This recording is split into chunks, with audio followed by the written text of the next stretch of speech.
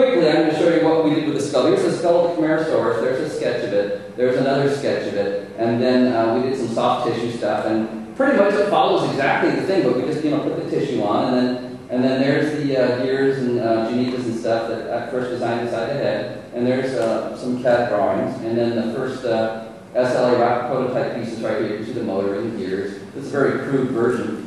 But I'm showing this because we're really trying to hold on to the same shape as the animal itself. And there's an out-of-focus first version with a photorealistic decal behind the lens. We have probably the best-looking eyes in the business, because we can take a picture of your eye and put your eye photorealistic behind this lens.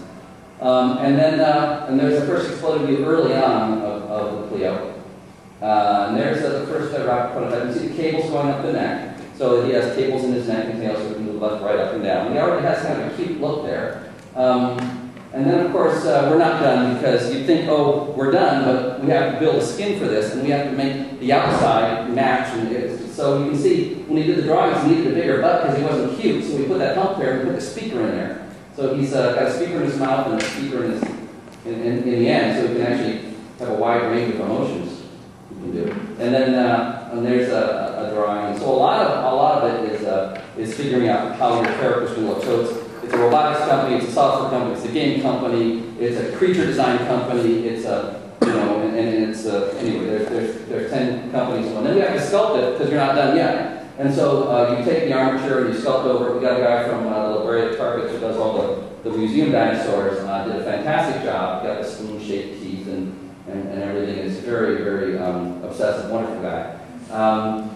And then you sculpt and you cut them up and you make molds, and you sculpt some more and you make some molds, and you're not done yet, because now you've got to think how to make a skin, and this is only the design side. So, but when you get close to being done, you have a character like this, and he kind of came out like what we wanted. But really, my expertise, I can do robotics from a servo standpoint, from RC standpoint, but then it was like, the story of Stone Soup, where they come in, they have a big pot, and they don't have any food, but they say, hey, let's have some soup. Well, I'm the guy that brought the pot without any food in it, and John brought the stew. So he brought the DNA, his DNA brought the whole, what we've heard about and seen in Pleo, which is his whole brain and personality and the ability to author these and make them intelligent. So this is where John takes over. For people who are interested in something like this, it's, I tell people, if this is what you like to do, this is the greatest job in the world, because you get to do things that you just couldn't do otherwise. It's too big a project to do as a one-off, and then nobody else gets to see it. And then another big piece was, what we really wanted to do is to share. We wanted to be able to do something that other people could build off of, so that we can build something that goes out there as a product. But inside, we're looking at, well, how can we do something that would make it easier for the next group that comes along to tackle their task, whether it's younger students learning and staying in technology, or whether it's somebody in a lab who wants to do human computer or human robotic interaction. And all the robots they have they're not naturally set up for you to relate to. So what we tried to do is, while we were trying to do everything else at the same time and get funding and get all the pieces together, was to look at how we could create something that was extensible by a community. And we had the opportunity this morning, Caleb and I met with Ian, who built a program, a well-known program for Guidebook called Skinner. And he was all excited in the early days of building the tool, of taking that tool, making it work for Pleo. And he recently got that up and running. We got Pleo Skid and my Skid.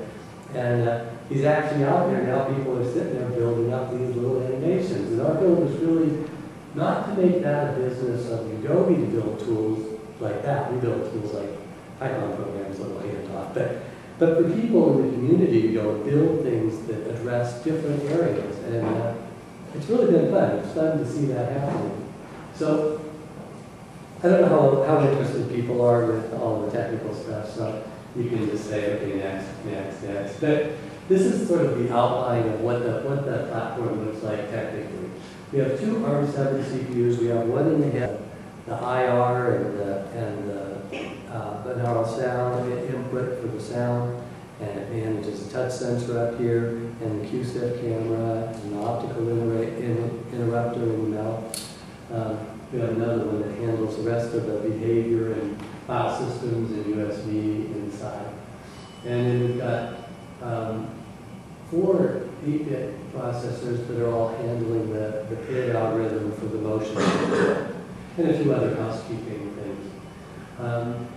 Then we set it up so that we can deal with both a USB connection, there's a mini USB connection, and also we set it up to have an SD card slot. So one thing that you can do is you can go, we added into this a really efficient little virtual machine. So that someone could write a quick script and then put it on an SD card, plug it in, and as soon as it plugged in, it would take over Pleo and it would be whatever you want it to be. As soon as you pop it out, Pleo just goes back to its normal state. So it makes it very easy for people to experiment. And the virtual machine is on, it's an open source project by CompuPage, but you know, it's kind of a nice little bytecode scheme. So you can take any other language and then just compile it to that. As you saw there, we have a rechargeable nickel metal hydride battery pack. We went through all kinds of issues. Initially, we couldn't remove it at all, and everybody's going, iPod, you can't take the battery out, it's going to be terrible. Then we figured out how to get it, take it out like once a year so you could replace it. And then, well, no, we don't want to wait for it to recharge. So then we eventually ended up having this completely sort of more the power tool model. The other thing that's nice about going through this process was by taking the charging circuit out of Pleo and putting it external, that allows us to experiment with other kinds of technologies. As long as you have a thermistor and the right power, you can put anything you want in here. If you've got some plutonium decay, fuel cell, or a really high-speed flywheel, it doesn't matter as long as it fits in there and gives a temperature reading. So that's another place that allows us to experiment. One of the things is when you're holding Pleo, you didn't want to have that feeling like, oh, I'm pushing Pleo's buttons. You know, you wanted to just interact with Pleo. And so the best way we could come up with to do that was to use capacitive touch sensors. And they ended up creating immense amounts of problem for us. But we have 8 touch sensors, capacitive touch sensors. They're pretty easily triggered, and so even a young kid can go over and kind of get close enough to trigger it. What was funny is the people that are doing capacitive touch sensors, like Cypress and Quantum and stuff. And these things are bulletproof. You can use them anywhere. They work. They compensate for everything. Well, then you put them in Pleo, and the next thing that happens is he puts his head down here, and his chin sensor is sitting right next to the other. Oh, well, you can't do that. And then the next thing is, Pleo starts to move, right? And he's got this nice skin.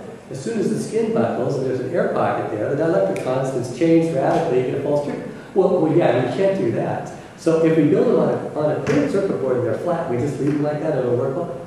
Yeah. But nobody is really pushed to do these other things. And this is, of course, a classic problem in robotics is you take things that work fine, you put them in a robotics setting, and then you find all these things that make them not work properly.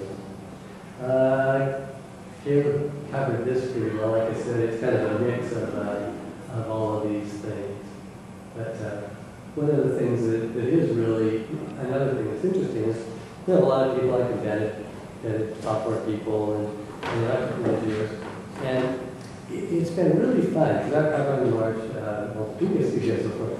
It's really funny when you've got these voice artists in there recording things, and they're just laughing so hard, and they're cracking each other up, and they're doing all this stuff, and you've got these gigantic special effects guys with dreadlocks, and, you know, all these tattoos and stuff. And it's just completely different environment, which is perfect for what you guys are doing, but it's kind of a shock for people who live their life in their little corner. And again, if it's the right job for you, it's just fabulous. It makes your life richer.